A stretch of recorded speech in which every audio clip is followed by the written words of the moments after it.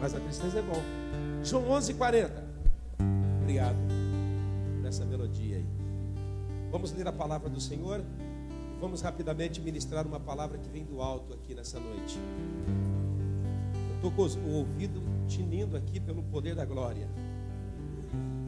Irmão, Deus, Ele está tão presente nesses dias que eu quero dizer a verdade para você. Olha, eu sou crente já faz 30 anos. Eu fui batizado em 1985. Quantos anos faz? Faz anos que eu até perdi a conta. Mas naquela época parece que não se via a glória de Deus como se vê. Parece que a manifestação do Espírito de Deus, ele não era tão forte como nesses dias. E você pode pensar, mas por que muda? A presença de Deus, ela vai ser mais forte de acordo com o tempo. Deus está quase para dizer ao anjo assim: toque as trombetas e vamos buscar a noiva. Então vai se intensificar o poder da glória, se intensifica a maldade, mas o poder da glória de Deus vai aumentar sobre nós. E será impossível você vir à igreja e não sentir a presença dele. Será impossível, porque a glória de Deus está invadindo toda a terra. E 11:40 de João diz assim, ó: e disse-lhe Jesus: não te hei dito, se creres, verás a glória de Deus. Vamos lá novamente.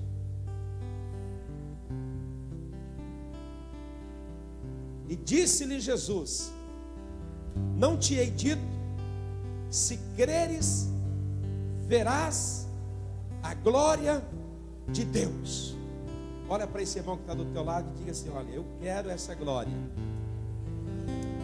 Eu não quero só vê-la, eu quero que a glória de Deus seja sobre a minha vida. Se creres, verás a glória de Deus. Se não creres, não verá a glória de Deus. Se creres, verás a glória. E se não creres, não verá a glória. O que você quer? Ver a glória ou não ver a glória? O que era a glória de Deus? E o que é isso? A glória de Deus é a presença manifesta de Deus na nossa vida. O que é a glória de Deus? É estar debaixo das poderosas mãos de Deus. O que é a glória? O que é ter a glória de Deus? É ter a presença de Deus a qualquer momento nas nossas vidas. O que é ter a glória de Deus? É ter o brilho da palavra de Deus viva dentro de nós. Deus, Ele quer estar sobre a nossa vida, na nossa vida, conosco. E nós precisamos dessa glória invadindo a nossa vida. Mas o versículo diz: se creres, você verá. E se você não crer, você não verá a glória de Deus. Você não verá a mão estendida de Deus.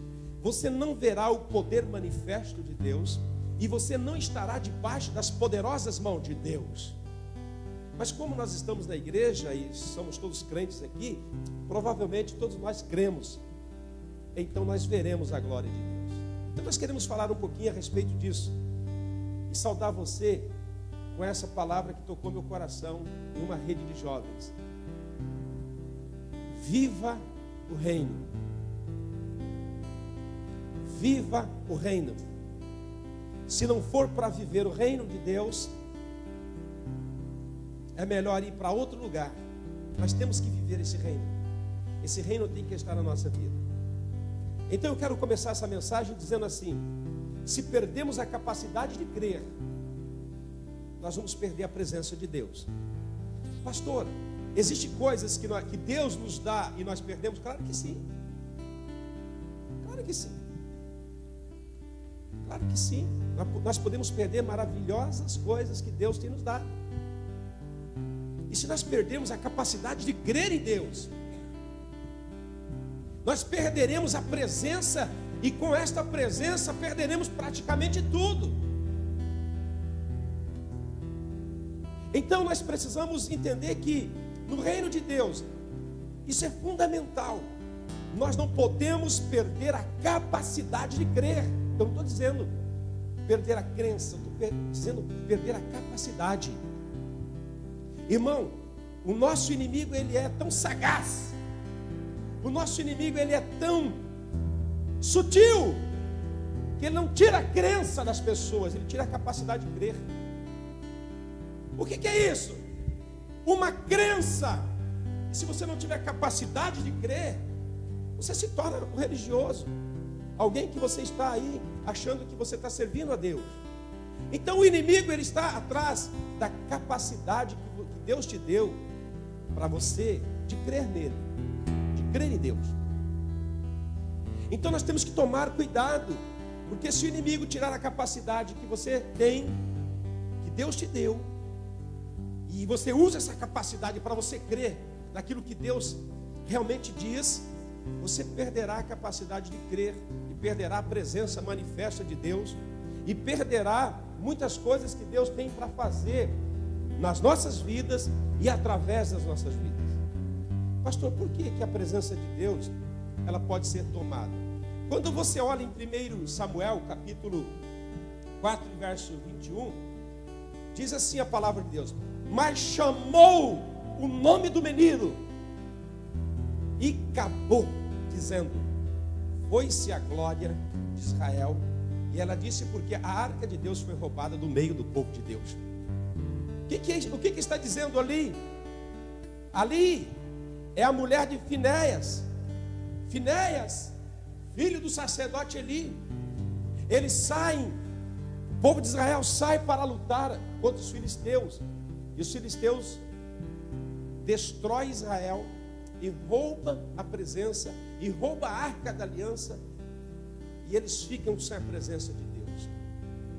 A mulher de Eli a mulher de Finéias está grávida, e quando ela sabe que a presença de Deus foi tirada do meio de Israel, ela diz assim: olha, essa criança que vai nascer aqui, ela vai ter um nome, e acabou. O que quer dizer? A presença de Deus foi embora, a glória de Deus foi roubada. E por que a glória de Deus foi roubada? Porque a capacidade de crer em Deus foi tirada por imprudência. Porque Deus, Ele nunca chegará em você e vai falar: você é indigna, e vai tomar algo de você. Mas quando nós estamos falhando, quando nós estamos errando, Deus, Ele vem com o seu Santo Espírito, Ele vem com a graça, a misericórdia, e começa a nos incomodar, e começa a nos chamar ao arrependimento, porque Ele sabe, Deus sabe que tudo aquilo que Ele tem nos dado é importante, e Ele não quer tirar, e Ele não quer que você perca a presença dEle. Mas o Espírito de Deus, Ele começa a nos levar ao arrependimento. Eli tinha 2 filhos, Ofni e Finéias. Eles eram filhos de sacerdote, também eram sacerdotes, mas eles cometiam atrocidades na sua igreja. Eles cometiam atrocidade nos templos, e o seu pai sabia, mas Eli nunca o repreendeu. Eli nunca exerceu a lei de Deus sobre os filhos deles, até o momento que veio o julgamento de Deus, e o povo de Deus perdeu a glória de Deus e a presença de Deus.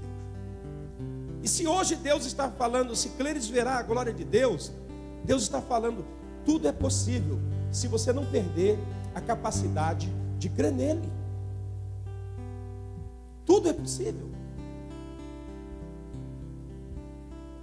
Mas você tem que lutar para que não perca essa capacidade de crer em Deus. Porque as adversidades, as lutas, os intempéries da vida vai de todas as maneiras contribuir para que você perca a capacidade de crer em Deus. E se você perder a capacidade de crer em Deus, você pode continuar crente, mas nada da presença de Deus se manifesta na sua vida. E eu faço uma pergunta: o que vale a pena você estar aqui se a presença de Deus não se manifesta na sua vida? Não vale a pena. Então não perca a sua capacidade de crer. Diga para o teu irmão isso, por favor.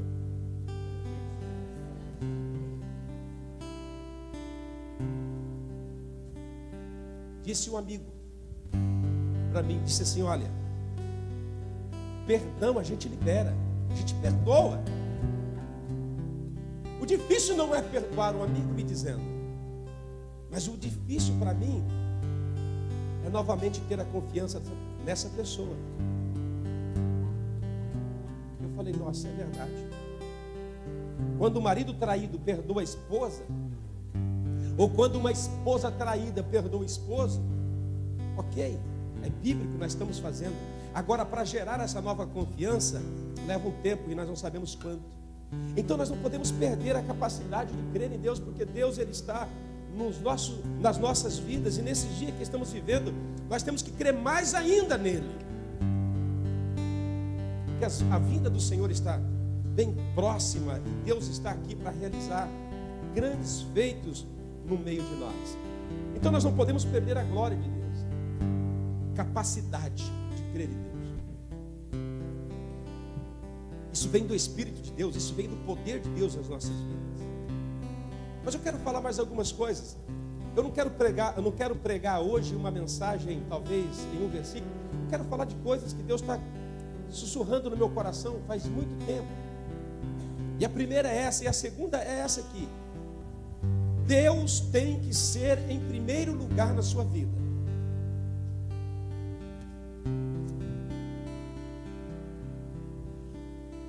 Eu não fui na internet buscar pregação.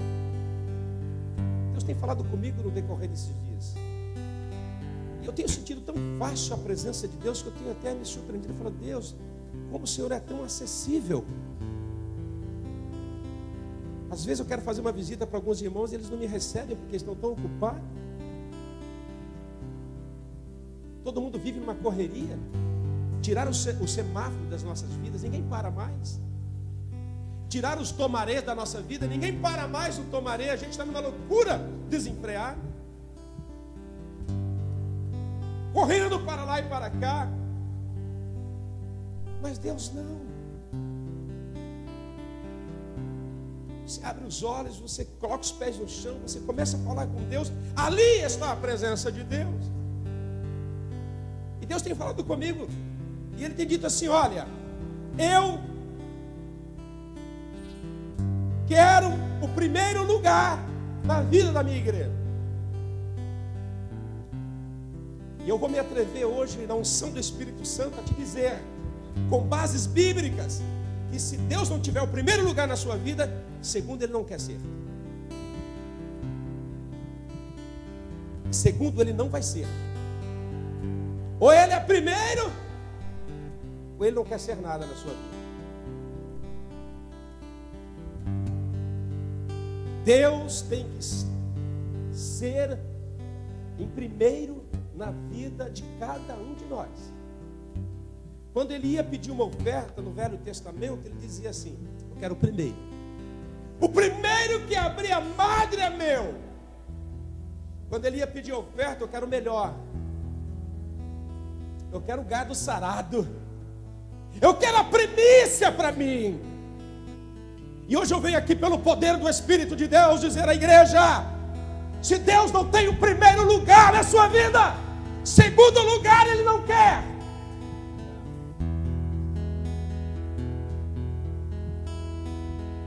Diga para o teu irmão, fala Jeová.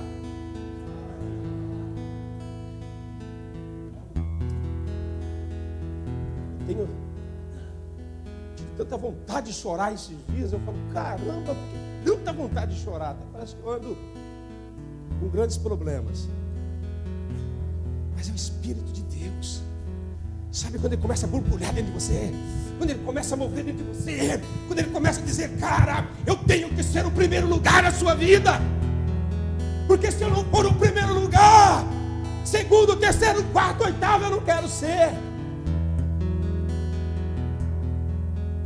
Então diga para o teu irmão, olha, se você não der o primeiro lugar na sua vida para Deus, tira o cavalo da chuva, porque em segundo lugar Ele não vai querer ser. Irmãos, eu gosto de falar da minha esposa porque ela é uma mulher santa. Ela me deu um beijo ontem e disse assim, quero te dar um beijo. Amor, estou cansado. Mas se for o último beijo, então sayonara, vai com Deus. Que é muito melhor estar com Deus do que estar na terra dos viventes. Eu disse, filha, não se preocupe. Se você não abrir os olhos amanhã, nós cuidamos do cadáver, mas você estará na glória com Deus. Querido, o que você acha melhor? Viver nessa terra escaldante ou viver na glória de Deus, junto com o Senhor? Não tenha medo da morte. Não tenha medo da morte. Tudo que nasce morre. Tudo que nasce morre. Mas Jesus olhou para Maria e disse assim: se tu creres, verá a glória de Deus. Eu dei um jeito na morte, eu venci a morte. E aquele que crê em mim, mesmo que morra, ainda viverá. Primeiro lugar, filho, segundo lugar, mulher, segundo lugar, marido, segundo lugar, família, em segundo lugar, Deus acima de tudo. Ele quer o primeiro lugar. Se for outro lugar, ele não vai aceitar. Ele não vai aceitar. Deus não pode ficar em segundo plano. Deus não pode ficar em segundo pensamento, em segundo estágio da nossa vida. Ele tem que ser a primícia. Por quê, pastora? Porque aí nós vamos viver. Ah, meu irmão, quando Deus é o primeiro, aí vamos viver. A gente está trabalhando, mas Deus é o primeiro. A gente está com dívida, mas Deus é o primeiro. A gente está com enfermidade, mas Deus é em primeiro lugar da nossa vida. Você tem filhos abençoados, mas Deus é em primeiro lugar na nossa vida. Diga para essa mulher que está do teu lado: primeiro lugar é Deus na minha vida. A minha esposa às vezes acha que eu não amo ela, mas eu digo: se eu for o primeiro lugar na sua vida, e acabou. A glória de Deus na sua vida, Deus quer o primeiro lugar. E acabou. E ele bate o ponto final e diz assim: se não for o primeiro lugar, cara, eu não vou aceitar outro lugar.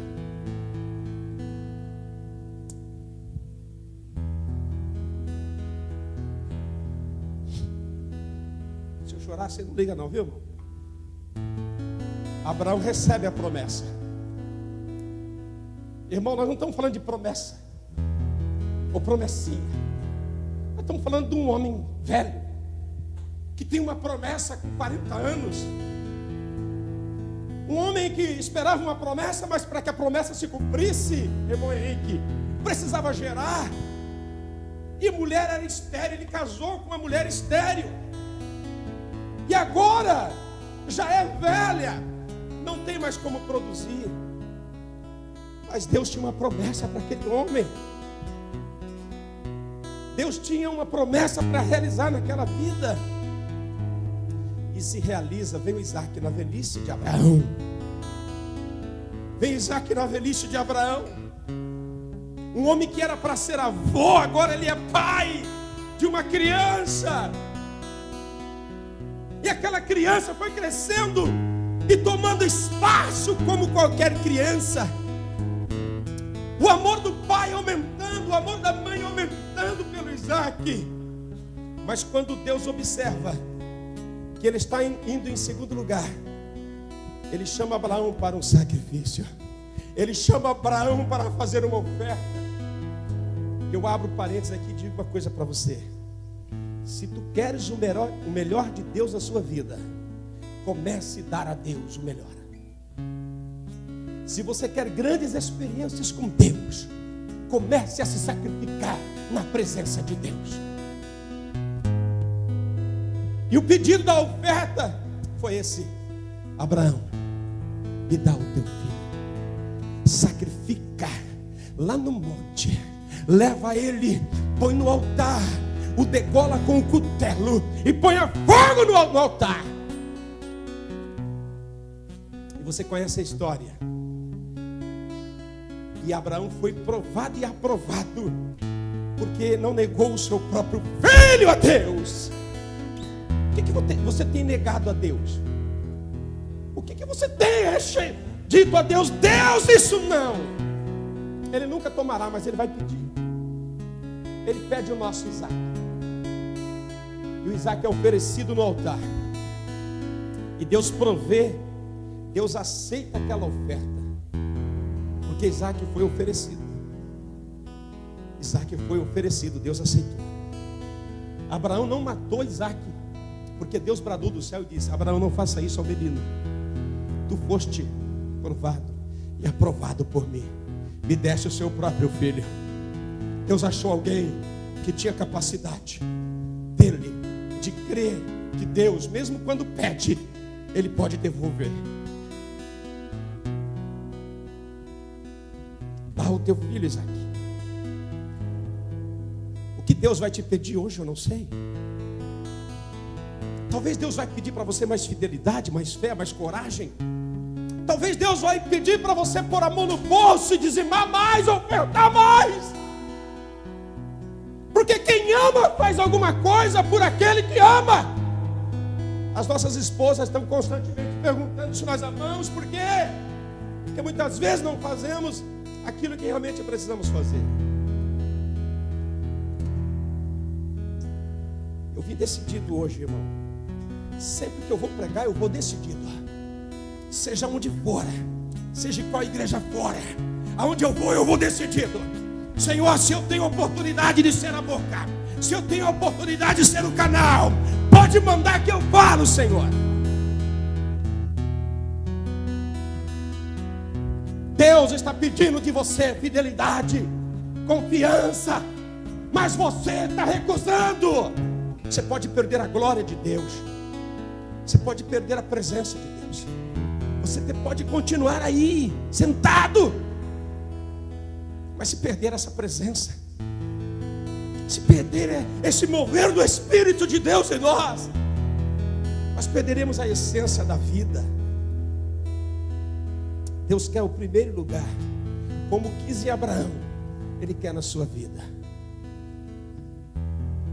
A gente tem medo às vezes de pregar. As pessoas olham para a gente e dizem assim: nossa, ele gosta de pregar, ele prega bem. Pregar é terrível, pregar é desafiador, pregar é algo difícil. Por quê? A palavra nunca vai lá primeiro, vem aqui. É por isso que Jeremias um dia olhou para Deus e disse assim: Senhor, não fala comigo mais, Senhor, não me manda fazer mais nada, porque eu não aguento mais. E Deus olhava para ele e dizia: Jeremias, vai, fala ao povo que eu estou mandando, Jeremias.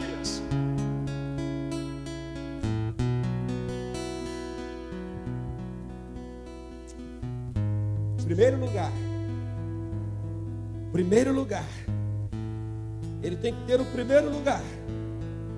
E não perca a sua capacidade de crer nele. Outra coisa que eu queria falar com você é um princípio no reino de Deus.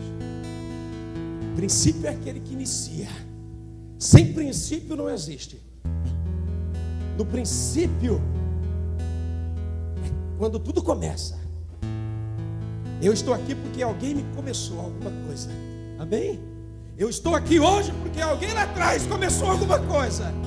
Seu Chiquinho, a Dona Luísa começou alguma coisa. Teve um princípio de alguma coisa. E esse princípio trouxe à existência esse pastor. Princípio é aquele que inicia, aquilo que começa. Em princípio, não existirá nada sem princípio. Se você quer alguma coisa, você tem que começar. Se você quer fazer alguma coisa para Deus, não adianta ficar pensando: quando eu for rico eu faço. Tem que começar agora. E tem um princípio na Bíblia muito importante. O princípio chama fé. Esse princípio é tão importante que a fé não está em nós. Ela vem pelo ouvir e ouvir a palavra de Deus. É uma capacidade que Deus dá, que se chama fé, de você crer em Deus, mesmo não vendo, mesmo não tendo as imagens, mas você crê porque Deus existe, porque a fé diz que existe. E essa fé que vem, ela veio de Deus. E o inimigo muitas vezes ele tem tentado roubar esse princípio que se chama fé do nosso coração. Eu estou escrevendo a mensagem e Deus disse para mim: filho, Eva não pecou quando comeu a fruta da árvore proibida. Eu disse: como, Deus? A mulher comeu aquela fruta. Filho, o pecado teve um princípio. Eu perguntei: Espírito Santo, qual o princípio?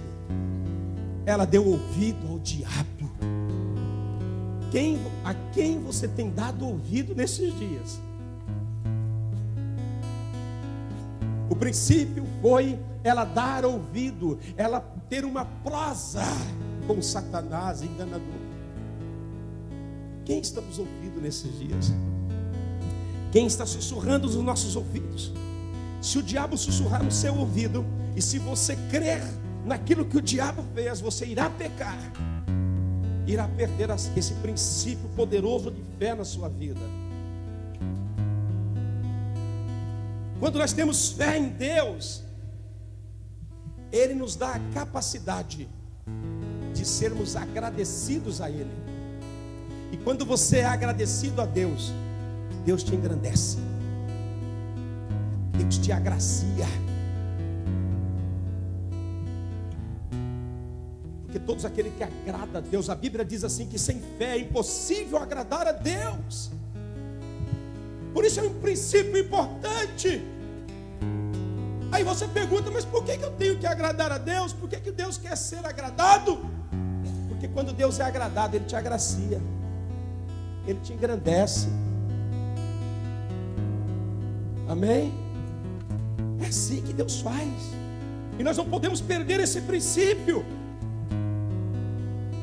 O que o tentador tem tentado roubar de você nesses dias? Sua capacidade de hombridade? Sua capacidade de fidelidade? O que o tentador tem tentado tirar de você? E claro que essa mensagem nada mais é para mim. É Deus falando comigo e dizendo: pega o pão e distribui para o povo. O que o diabo tem tentado roubar de nós, sutilmente, porque ele nunca chega e diz assim: eu estou aqui e quero isso.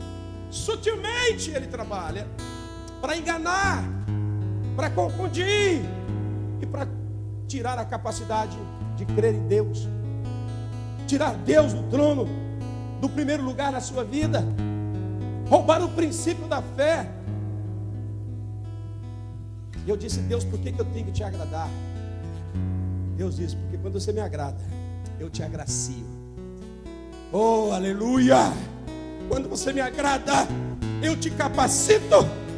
Quando você me agrada, eu estendo as mãos e te abençoo. Igreja, nós temos que voltar. Hoje é um culto de resgatar aquilo que talvez o inimigo tenha tentado tirar das nossas vidas. Por quê? Porque a fé, ela se multiplica. Quando você tem fé em Deus e você pratica a fé em Deus, essa fé se torna em fidelidade. Pastor, qual que é a diferença da fé e fidelidade? A fé é a capacidade de crer num Deus invisível, mas real. A fé nos dá a capacidade de crer que aquilo que eu não vejo é mais real do que aquilo que vejo. A fé me dá a capacidade de crer que tudo foi feito pela voz de Deus. Mas quando eu pratico a fé, ela se torna em fidelidade. E a diferença de fé e fidelidade, a fidelidade é a capacidade que Deus me dá para que eu me mantenha firme na fé todos os dias da minha vida. A fé se tornando em fidelidade, a capacidade de crer mesmo quando tudo vai mal. É por isso que olhamos para Paulo e começamos a entender que Paulo tinha tudo para negar a Deus. Paulo foi um homem na Bíblia que foi bem próximo de Jesus. Por quê? O homem que foi apedrejado, o homem que foi espancado. Paulo só não foi crucificado. morreu diferente dos demais, mas terminou a carreira dizendo assim: combati a carreira, guardei a fé. A fé é para ser guardada. Se tem chave, tem que ser 7 chaves. Porque se você perdeu a fé, você vai perder a capacidade de fidelidade a Deus. E quando vinha o vento, quando vinha a luta, quando vinha os intempéries da vida, quando vinha a prisão, quando vinha a perseguição, a gente abandona. Paulo dizia assim: combati o bom combate e guardei a minha fé. Por isso está preparado para mim a minha coroa. Ele guardou a fé, e a fé gerou a capacidade de aguentar as tormentas das prisões. Nós não estamos falando de passar um dia na cadeia de Comac. Nós estamos falando de gente que passou a vida no calabouço e dizia assim: o Evangelho não está preso. Nada prende o Evangelho, nada prende o poder de Deus.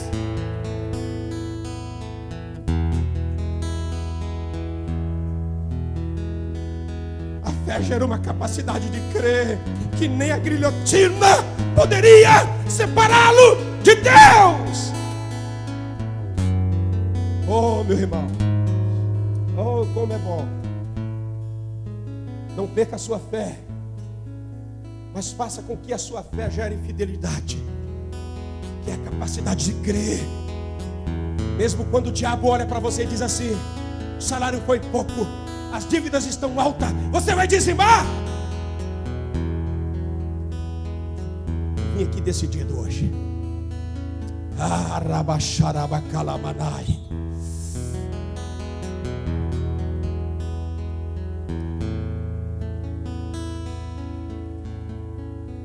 Princípios tem que ser guardado.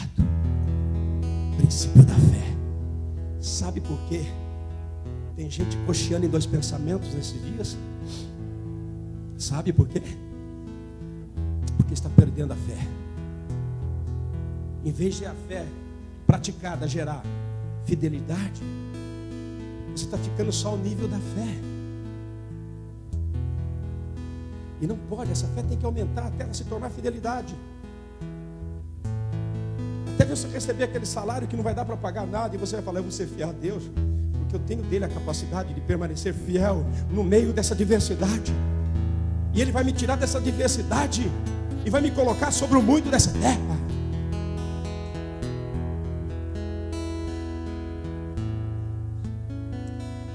O que o tentador tem tentado roubar de você? Outro princípio fundamental é o amor a Deus. Eu, Carlos, não consigo falar que amo a Deus sem fazer nada. Não consigo. Eu não consigo dizer eu te amo, Deus, sem fazer algo, sem estar envolvido com algo. Com o que você está envolvido na obra do Senhor? Ah, pastor, eu não quero me envolver, só sabe por quê? Ah, pastor, eu não... Diga pro teu irmão, ele veio decidido. Diga pro teu irmão, ele veio decidido. O pastor veio decidido. Ele vai falar. Isso é preguiça, isso é falta de compromisso, isso é falta de seriedade, isso é falta de amor. Porque quem ama se envolve, quem ama se relaciona, quem ama se envolve com Deus. Tem muita gente aqui. Eu vim decidido, irmão. Eu te amo e você me ama, mas nunca troque o amor de Deus pelo meu amor. Com que você tem se envolvido nesses dias? Tem se envolvido com a obra? Tem se envolvido com a igreja? Ah, não, pastor, a cadeira número 58 é minha. E eu me assento lá para ouvir o senhor pregar e vou para casa e não me envolvo. Cuidado, irmão, porque Jesus vai vir buscar a gente envolvida. Deus vai vir buscar gente que está envolvido com o amor dele. Não engane você. Não engane você com a teologia que nós estamos ouvindo aí, que Deus... Fica tranquilo, faz o que quer, e quando ele voltar ele te leva. Cuidado, que nessa a gente pode ficar. Deus tem que ser o primeiro lugar. Nós temos que amar a Deus, esse é princípio. E existe também o princípio do samaritano. Em Lucas capítulo 10, quando aquela pessoa cai no meio da rua, passa o pastor sacerdote, vira a costa do ocupado, tem uma mensagem, tem igreja para pregar e para cuidar, e não dá atenção. Vem o levita e diz: eu estou ocupado, vou cantar na igreja 2, tem que chegar na hora. Mas vem alguém que não sabemos nem a crença, vem alguém que não sabemos nem no que cria, mas alguém que olhou alguém deitado e se interessou por ele, sarou as suas feridas, untou as suas feridas, colocou na sua cavalgadura e levou no hotel, pagou a estadia e disse: se gastar mais do que eu deixei, quando voltar eu te pago. Nós temos que nos envolver. O amor não pode ser este amor oco, este amor oco, este amor que nem eu consigo definir, este amor que nós não definimos. O amor a Deus tem que ser um amor consistente, um amor de obras, um amor de envolvimento, um amor de relacionamento.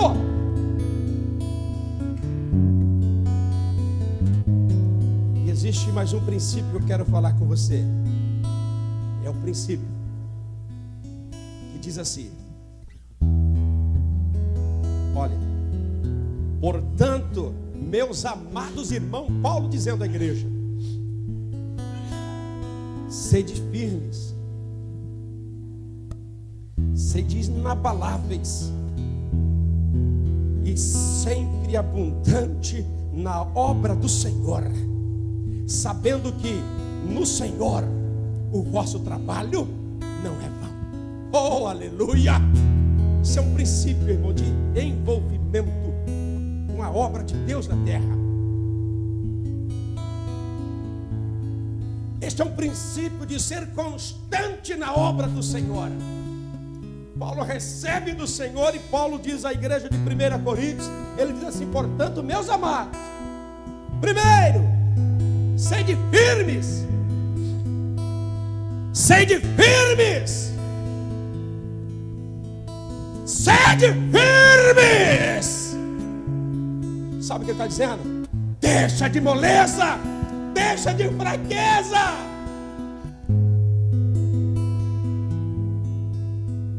Deixa de ser mimado. Diga para o teu irmão, ele veio para falar.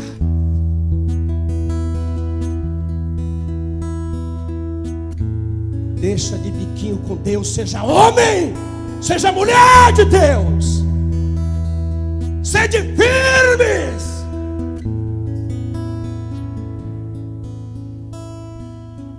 Mas não basta. Sede inabaláveis.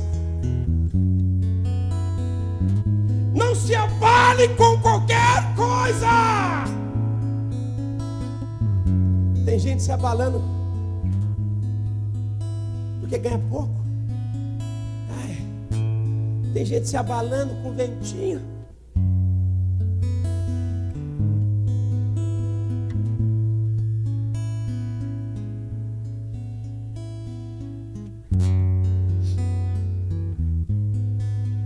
Sede inabaláveis. Sede inabaláveis. Mas ele diz: olha, mas também sede abundantes na obra do Senhor. Sabe o que é ser abundante na obra do Senhor? Vou usar esse jovem. Além de tocar o louvor, se assenta e vai dedilhar até quando a gente terminar. E ninguém pediu. Sabe o que ele está tentando fazer na obra? Ser abundante. é ir mais além do que aquilo que se pediu para fazer. Você tem sido abundante na obra do Senhor? Dizem que o mais difícil é pregar para a igreja a qual o pastor pertence. Eu acho que é mais fácil. Porque se eu não tiver a capacidade de pregar para vocês, que está comigo, eu não teria a capacidade de pregar para pessoas que não estão comigo em outras igrejas. Nós temos que deixar de fraqueza. Nós temos que ser inabaláveis. E nós temos que transbordar na obra do Senhor. Nós temos que fazer mais do que aquilo que se pede ou que se manda na igreja. Quando for limpar a igreja, eu vou transbordar. Mas ao contrário, nossa, nem me consulta. Se quero limpar a igreja, vai colocando meu nome no mural. Nem me consulta se eu quero fazer uma cantina, vou me colocando no mural. Ai, irmão, eu vim decidido. Quando você for pregar, irmão, se decida a ser instrumento de Deus. Tem que ser abundante na obra de Deus.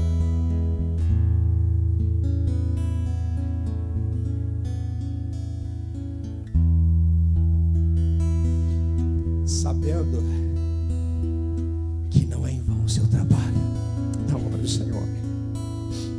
Deus podia falar assim, ó. Ele podia falar assim: você tem que ser firme, você tem que ser inabalável e calar a boca, fazer o que eu mando. Mas Deus é Deus, Ele diz assim: para passar mel, para passar o azeite, para passar o bálsamo na igreja. Ele diz assim: tudo que você fizer para mim tem recompensa. Tua obra não é em vão na casa do Senhor. Sabe, irmão?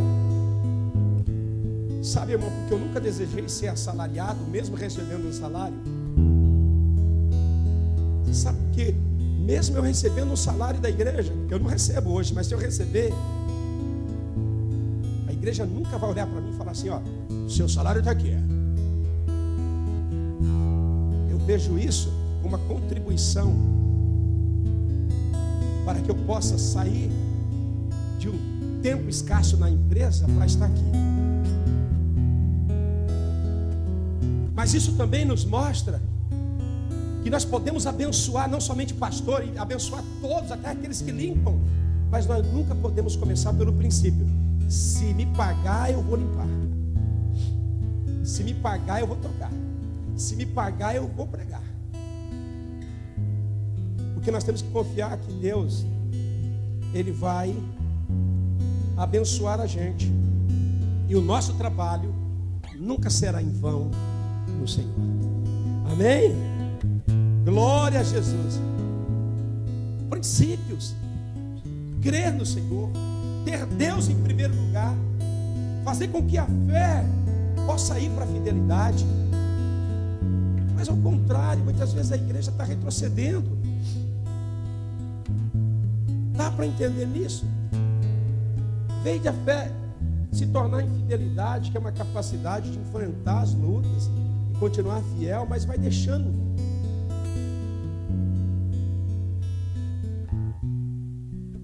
Deus falou comigo essa tarde. Bom, Deus é bom. Você precisa ter essa experiência com Deus. Deus fala contigo em qualquer lugar, irmão. E Deus disse: filho, a fruta que vocês estão comendo no século que vocês vivem. Eu falei: qual é a fruta? É o dízimo. O diabo tem lutado para tirar o dízimo de dentro do coração dos crentes.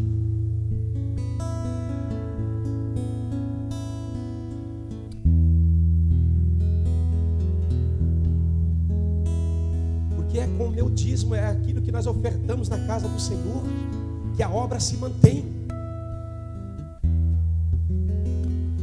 Levanta apologéticos dizendo que dízimo é para o Velho Testamento. Eu creio que era para o Velho e é para hoje. Por quê? Porque Jesus era anunciado no Velho Testamento. Então, se o dízimo é para o Velho, Jesus é para o Velho. Então Jesus não veio.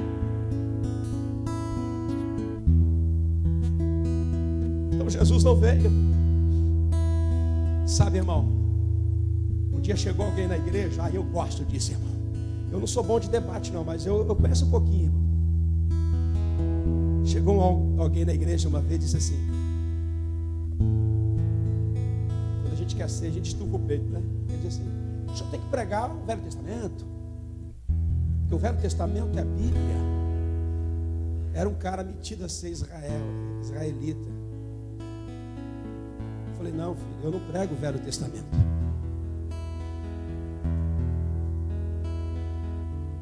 Eu prego o livro. Eu prego a Bíblia. Para mim não tem velho e novo. Para mim não existe velho sem o novo. E não existe o novo sem o velho. A aliança antiga era a ponte que se completa em Cristo. Tem gente querendo ser israelita, então vai para Israel.